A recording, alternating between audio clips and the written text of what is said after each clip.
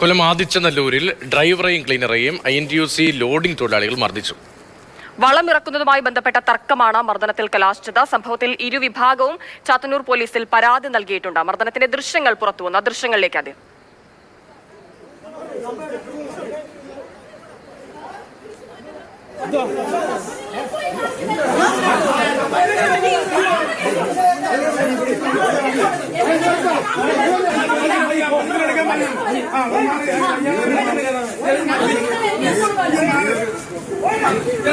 കണ്ണൻ നായരുടെ വിവരങ്ങളുമായി. കണ്ണൻ, ലോഡിംഗ് തൊഴിലാളികൾ ഇവരെ കയ്യേറ്റം ചെയ്യുകയായിരുന്നു. എങ്ങനെയാണ് ഈ തർക്കം കയ്യാങ്കളിയിലേക്കായത്? രതീഷ്, കഴിഞ്ഞ ദിവസമാണ് സംഭവം ഉണ്ടായത്. കൊട്ടാരക്കര പുത്തൂരിൽ നിന്ന് ആദിച്ചനല്ലൂർ ഫാർമേഴ്സ് സൊസൈറ്റിയിലേക്ക് വളവുമായി എത്തിയതായിരുന്നു ആ വാഹനം.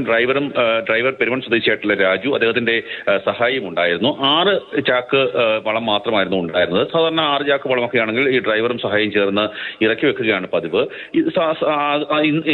ആ സംഭവം നടക്കുന്നതിന് മുമ്പും ഇവർ വളം ഇറക്കി വെച്ചു. അതിനെ തുടർന്നാണ് INTUC തൊഴിലാളികൾ പ്രകോപിതരായി എത്തിയത്. ആദ്യം ഡ്രൈവറെയും പിന്നീട് സഹായിയെയും മർദ്ദിക്കുക.